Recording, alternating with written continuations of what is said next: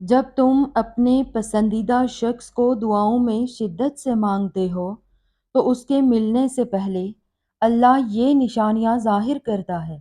جانتے ہو جب بندہ رب سے بار بار ایک ہی دعا مانگتا ہے، دنیا والے کہتے ہیں چھوڑ دے، تقدیر میں نہیں ہے، یہ دعا قبول نہیں ہوگی، اللہ نے شاید کچھ اور لکھ دیا ہے۔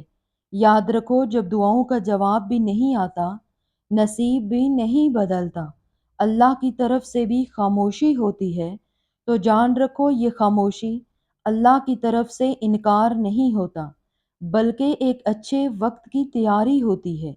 یاد رکھو جن کو دیر سے ملتا ہے وہی خاص اللہ کی عطا ہوتی ہے۔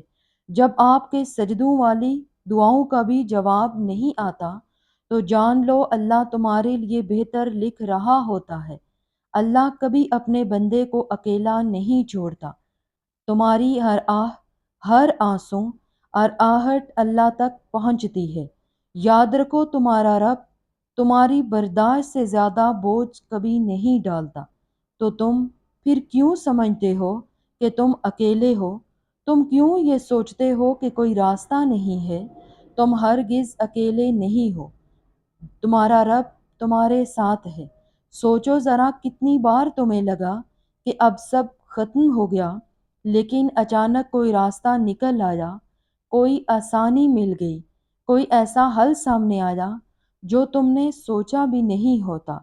ویڈیو کے آغاز میں میری آپ سب کے لیے دعا ہے کہ اللہ آپ کے پسندیدہ شخص کو آپ کے نصیب میں لکھ دے، جس کے لیے آپ رو کر اللہ سے دعائیں کرتے ہیں، جسے آپ دن رات اپنی دعاؤں میں مانگتے ہیں، جس کے لیے آپ تہجد کے سجدوں میں تڑپتے ہیں۔ اگر وہ آپ کے نصیب میں بہتر نہیں ہے تو اللہ اسے آپ کے حق میں بہتر بنا کر آپ کے نصیب کا حصہ بنا دے۔ اللہ آپ کی زندگی کو خوشیوں سے بھر دے۔ آمین ثم آمین۔ اگر آپ محسوس کرتے ہیں کہ آپ کا دل کسی خاص انسان کی طرف بار بار لوٹتا ہے تو ہو سکتا ہے کہ وہ آپ کے نصیب میں لکھا جا چکا ہو۔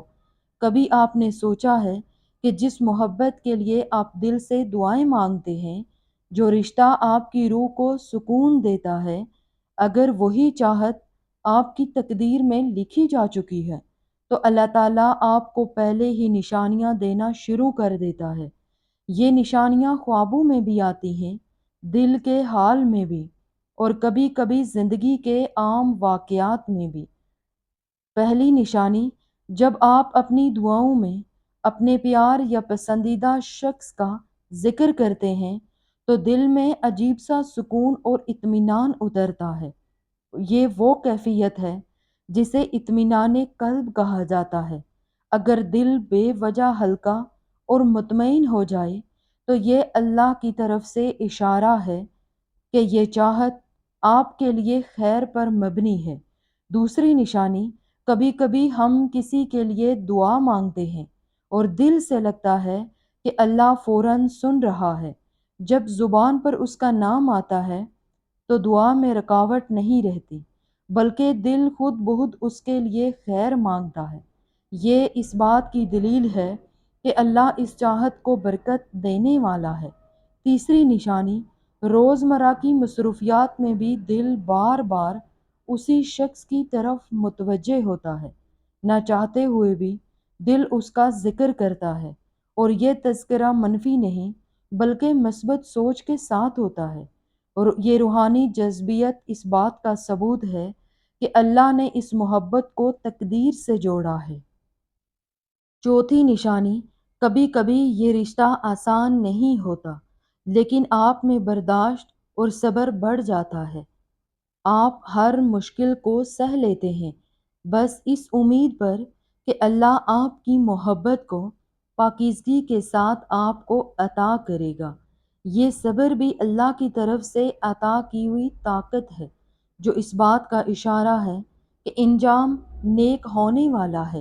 اگر آپ کو بھی یہ نشانیاں ظاہر ہو رہی ہیں تو خوش ہو جائیں، کیونکہ آپ کی دعا قبول ہونے والی ہے۔ نصیب کا لکھا بھی تڑپ سے مانگی ہوئی دعائیں بدل دیتی ہیں۔ جو تم چاہتے ہو وہ مانگو، وہی تمہیں ضرور ملے گا۔ اللہ تعالیٰ فرماتا ہے، تم مجھے پکارو، میں نصیب بدلنے پر قادر ہوں۔ یاد رکھو، رب کے فیصلے دیر سے آتے ہیں لیکن بہترین ہوتے ہیں۔ کبھی کبھی ہم بہت دعا کرتے ہیں، روتے ہیں، مانگتے ہیں، مگر لگتا ہے جیسے آسمان خاموش ہے۔ لیکن جان لو، رب خاموش ہوتا ہے، غافل نہیں۔ وہ تمہاری دعاؤں کو جمع کرتا ہے، تمہارے صبر کو تراشتا ہے، اور جب وقت آتا ہے وہی دیتا ہے جو بہترین ہوتا ہے۔ ہم جلدی چاہتے ہیں اور رب کامل وقت پر عطا کرتا ہے۔